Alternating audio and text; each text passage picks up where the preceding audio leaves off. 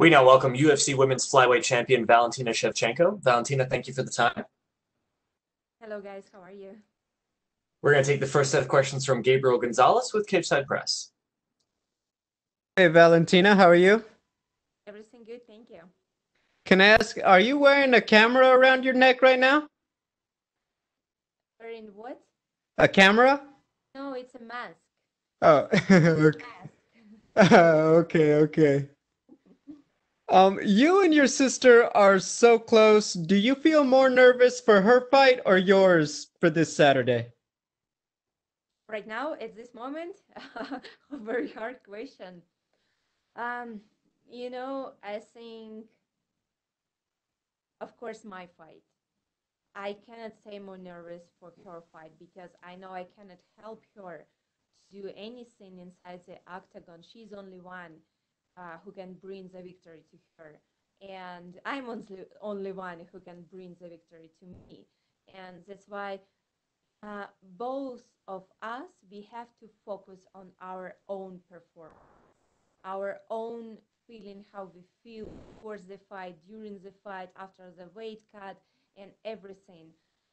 It's very excited. It's very huge things to fight, to be first sister to fight in the same UFC. But in the same time, you cannot allow too much emotion passing through you before the fight, even during the fight.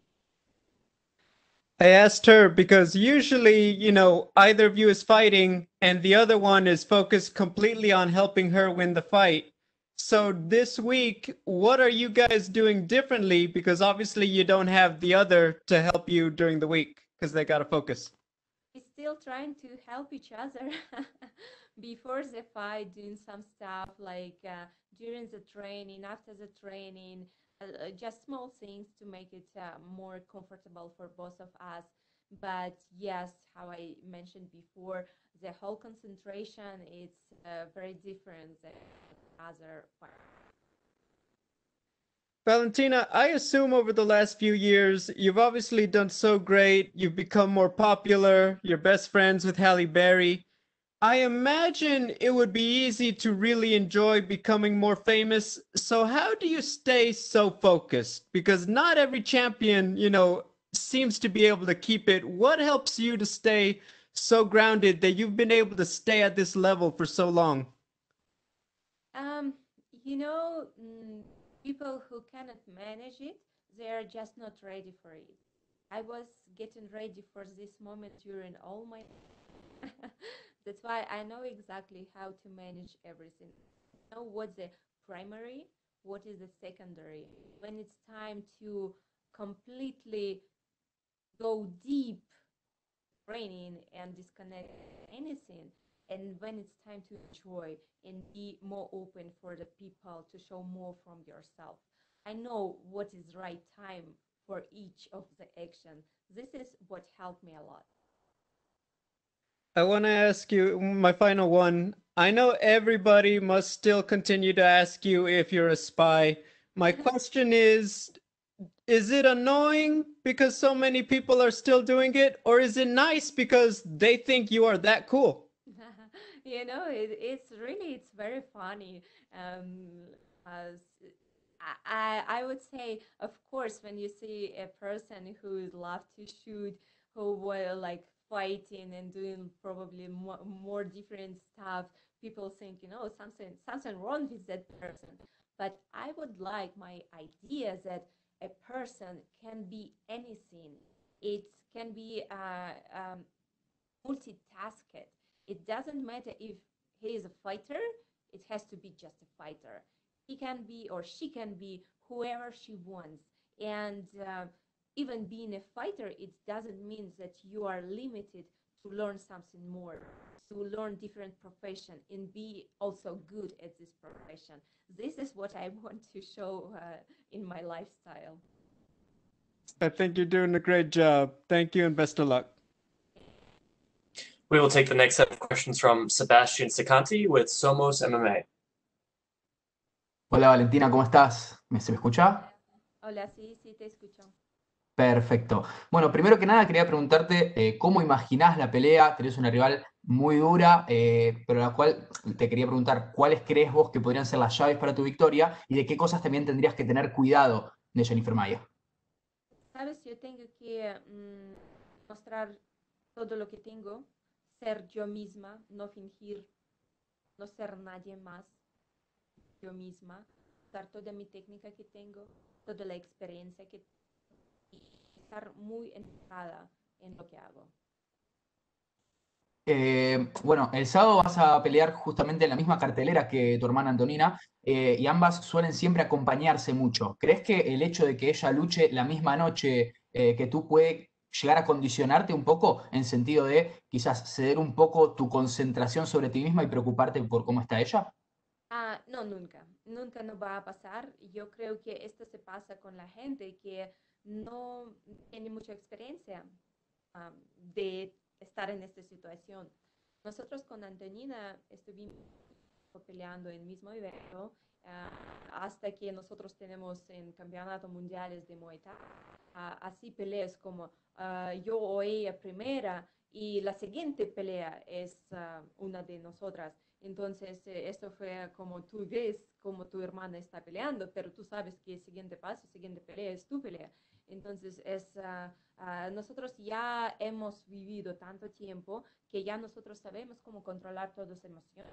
Por eso, esto no va a afectar de ninguna manera a performance.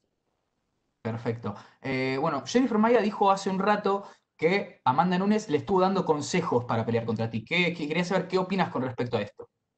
Quiero decir que tenga mucho cuidado para escuchar a Amanda Nunes, porque una vez ella dijo a Jessica, hay un consejo, dijo algo, pero tú ya viste cómo terminó la pelea.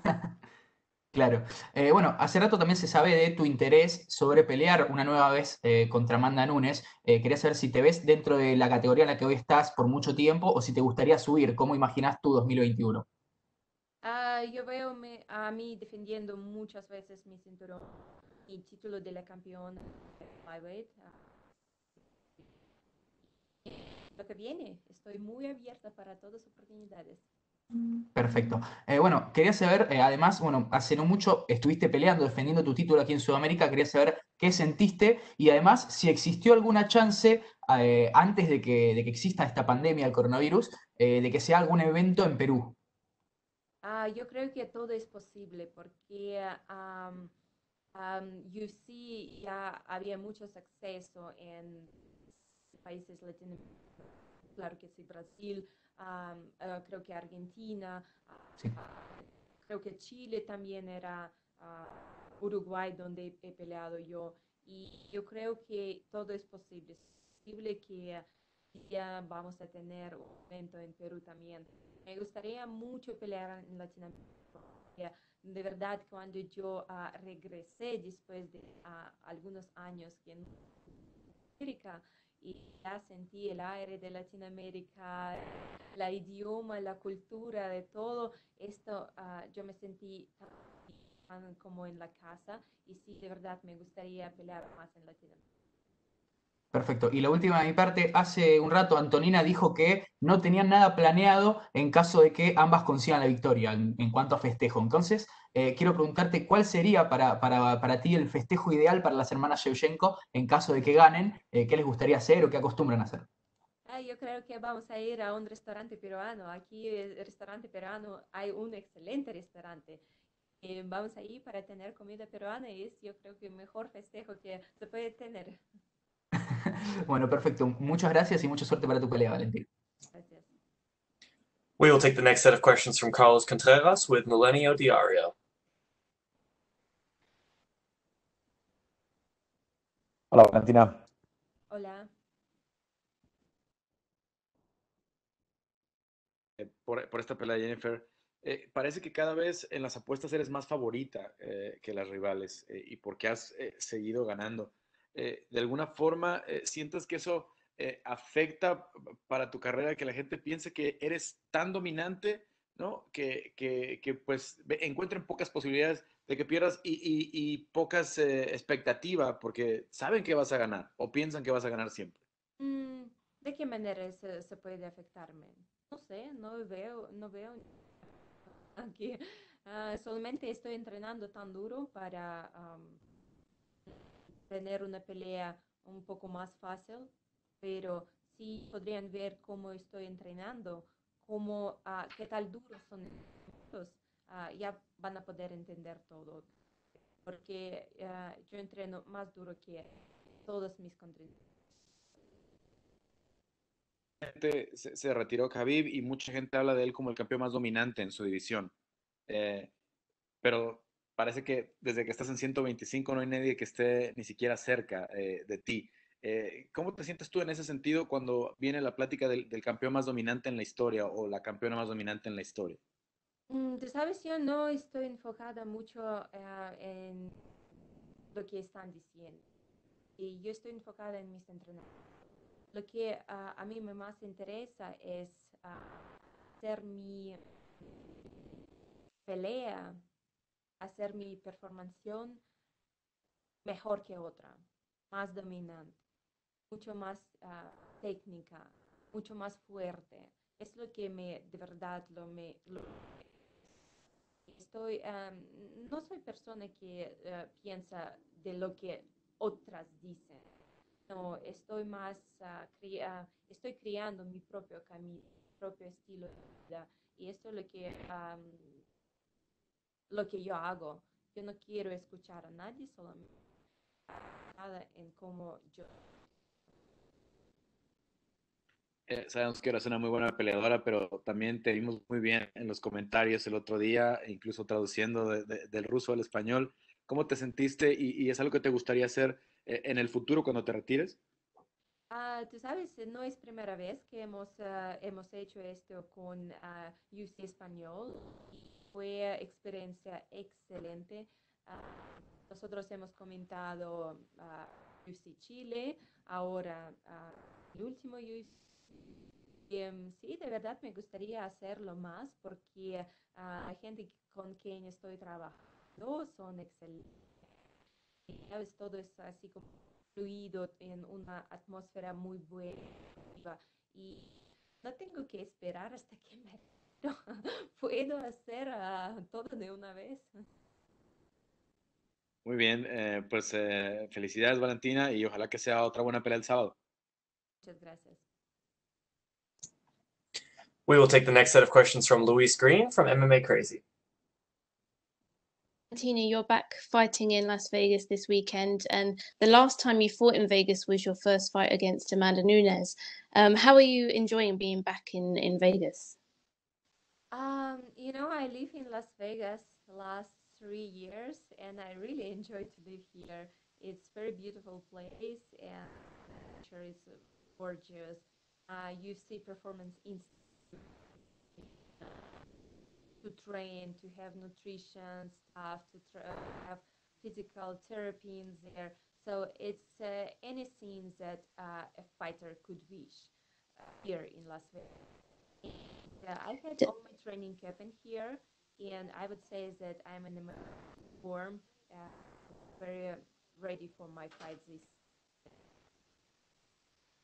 Definitely, and it's a very different field to fight week this time around. How are you dealing with all of the new COVID protocols? Trying to manage it. I'm kind of the person who not thinking, oh, are in the definition, we can trying to find the way to make it better than it was. But in general, my lifestyle it's very outdoors, being on the nature all the time. My trainings they are very private. I have my coach Pavel Fedotov, and we have here in Las Vegas very good training partners, and they're like every time helping us in our preparation. So I would say my training was not And you're defending your title for the fourth time this Saturday against Jennifer Maia. What was your reaction when her name was put forward and you knew that she was going to be next for the title? okay. She's the next. Was my reaction. Okay. And what do you think of Maia as an opponent? And do you see any areas of her game that might present any dangers to you? I think she's a good fighter. She's a MMA. she has good stand up, good ground game. I hope she gonna bring everything because I really hope she gonna do it because I don't want like. And she has had a history of missing weight in the past. Do you have any worries that she won't hit the flyweight mark when when it's time to weigh in? I don't feel that she gonna miss. I feel she's.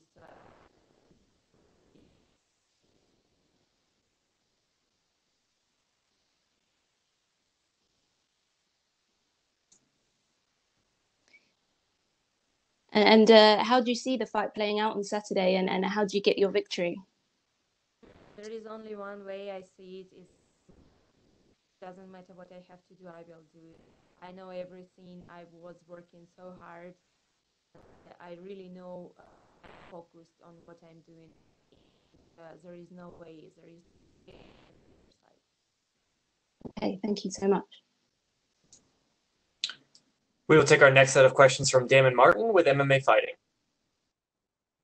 Hey Valentina, you always talk about, when you go into a fight you're facing, you treat them with the utmost respect, but obviously there's a lot of expectation to win this fight. Do you ever feel like you have to live up to certain expectations or the kind of pressure that goes on you as champion to go out there and perform and win, but also win impressively? You know, every fight, it's a lot of response. It's a lot of pressure. Doesn't matter how in what situations you are. It doesn't matter really because I never was kind of like a person who go into the octagon or in the ring and I'm here just to enjoy, make fun, and then go back home and do whatever I wanted. No, when I go there, I'm focused on the victory. I know this is the most important and only one thing that I training very hard to perform to make my performance the best one. There is no extra pressure, no something extra. Fighting by itself, it's already pressure. I know you're 100% focused on Jennifer Maya, but I've got to ask you, Jessica Andrade recently jumped in the division, and I know you don't pick your opponents. You're not going to say she's next, but is it exciting to have somebody like Jessica in the division, another former champion? Because I know obviously, you want to continue to build the flyweight division. Is it good to have somebody like Jessica, as a contender? It's in general, flyweights, they are super good. They're very strong. They're very good skills, very good level. And I'm saying that the future of women MMA in UFC, it's behind flyweight because I think this weight is optimal for a lot of girls because you can see like moving down from bantamweight, going up from strawweight, coming from all around different promotions, and you can see how good they are. It's not just one name, it's all of them. You can see all top 15, and if you're gonna watch particularly each one, they are super good, very good. Are you impressed by her fight with Caitlin Chukagian? I didn't watch it. I watched just like a little pieces on Instagram over the last last KO, but I didn't watch the full performance. And last thing for me, I know we talked about your appearance in the movie Bruised. I'm sure you saw the news that it sold to Netflix for like $20 million. Did you talk to Hallie? Were you excited for that news that everyone's going to get to see your movie soon? And obviously that's a big deal for the movie to sell for that much money. I'm very exciting, and I hope I cannot wait when it's gonna when I can see it like complete, all from the air from the beginning to the end. I watched a few parts of the movie, and I would say it's I hope it's gonna have a lot of success. Haley gonna be amazing director of the movie because she did so good. She did so good job here in this movie. It was to work with her. It was so smooth, and she knows the right words, what to do, even like being focused in her performance, in her acting, same time to see all the she has to. So I hope she's gonna have a lot of success, and I will be in her team for the next one. Thank you, Valentina. We will take the last set of questions from Cote Cruz with the For to Win podcast. Hola Valentina, ¿cómo estás? Todo bien, gracias. Un gusto poder conversar contigo. Vamos a hablar en inglés para poder compartir con los colegas tus impresiones. Being such a dominant champion in this division in terms of pure skill, and also considering that this is going to be your fourth title defense, I'd love to know your opinion on the current state of this division and the possibility of going for that double champ status against Amanda in a trilogy. Do you prefer multiple title defenses on one division, or do you see value on multiple titles on different divisions? My goal at this moment is to defend my belt as long as I can, but I'm not discarding any opportunity. So everything is on. But for me, the goal number one is. I'm sorry, Valentina, I lost you there. I didn't hear your reply. I'm so sorry. I say my goal is to defend my belt. You hear me now? Yes, I can hear you now. Good. To defend my belt for as long as I can, but I'm not discarding any weight class as well.